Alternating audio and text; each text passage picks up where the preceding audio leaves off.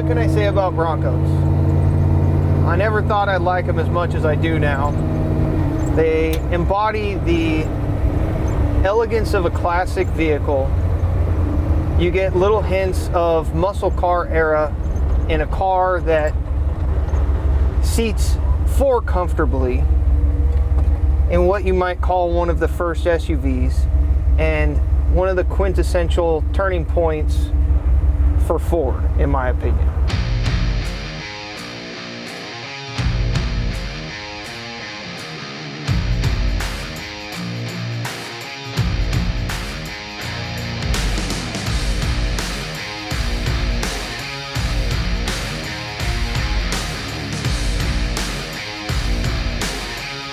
A little different and a little more classic approach to a Bronco, in my opinion, is this Bronco we built for a good friend of mine, Sean Vreeberg.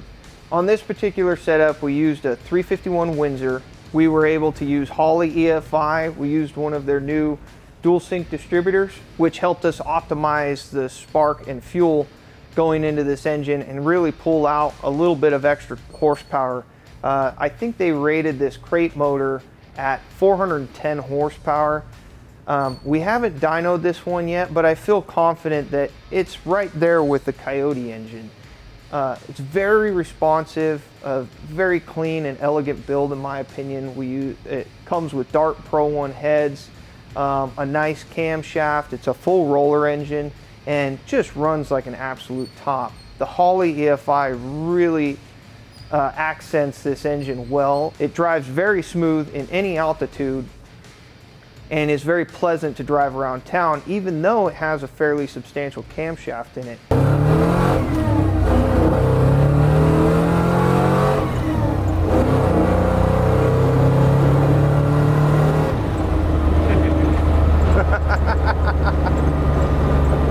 There's something about a 351 Windsor that is exciting and bold all at the same time.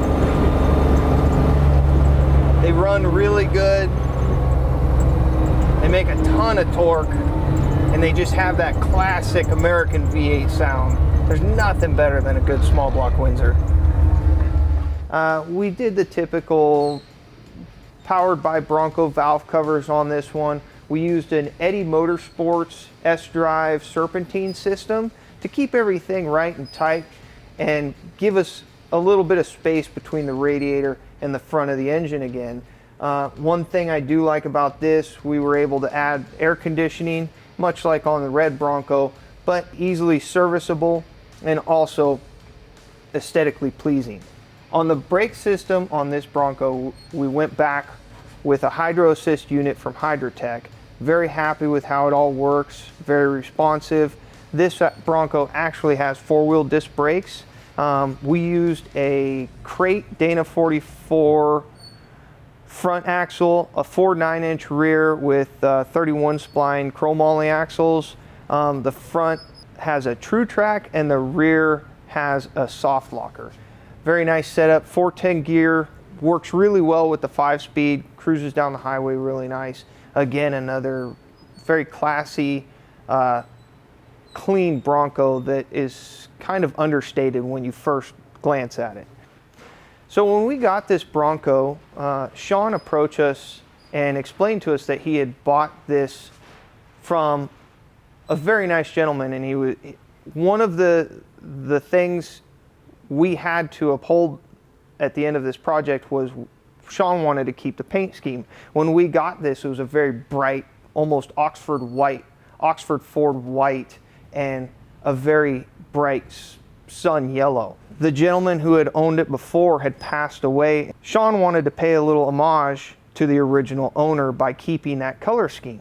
We wanted to take what the owner had already done with the Bronco, but tone it down a little bit and let it feel a little bit more like Sean's softer touch. Keeping that tribute alive, we took the white and just brought the shade down a little bit, giving it kind of a cream, classy feel. The yellow, same thing, just toned it down so it wasn't so bright and loud, and then accented everything in a satin silver to break it up and then ease the transition of your eyes on the vehicle as you walked around it. I really feel like that was one of my favorite tributes on this whole build, was the fact that we were able to keep the original intentions, but still make it feel new and unique for the new owner. With modern technology, we're able to make them ride better than we've ever thought possible, run really well, be fairly fuel efficient, and be an absolute riot to drive on a daily basis. With luxury and power, they embody everything that is what makes cars great. On this Bronco's interior, again, you can see, just like the red one, we used our trim pieces to trim out or to cover the carpet openings. Kept with the satin silver theme on the inside of this one to try and tie the outside to the inside, and Freddie over at Freddie's Custom Upholstery in Concord knocked out the interior. Went with more of a saddle warm brown, so when you drove it, you kind of felt timely and classic as you went down the road, almost as if you would in 1971. Some of the key features that I like most about this is we kept the original style steering wheel with the Ford emblem. We actually did the satin silver treatment to this as well as the dash to try and tie those last couple pieces into the rest of the interior. Freddie did an awesome job stitching up this upholstery on this one.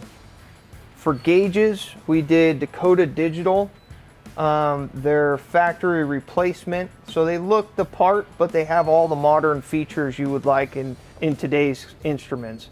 We have GPS speedometer on this one. We have a tachometer, which wouldn't have come original from the factory. And then also LED lighting, so we can change the color of the physical gauges if the customer so decides. On this Bronco, we went with a little different approach to the door glass and side windows. The customer liked a very open feel and wanted to be able to open up his Bronco when he was driving down the road on some of the backcountry roads. We opted for one-piece glass. We wanted to keep a classic feel inside the Bronco, but also have modern amenities. So we added power windows with the factory style door handle. Another cool feature that I really like on this is these back slider windows. It's a very nice unit, opens up the back and kind of removes that claustrophobic feel for how tight the rear seat is. On the back of this Bronco as well, we used a reproduction spare tire carrier from Tom's Broncos. Did a really nice job recasting the original mounts. Everything fit really well, didn't take much modifications to get into place. This one as well uses a hydraulic gas strut to open up the rear hatch. Again, very smooth, really happy with how these systems work.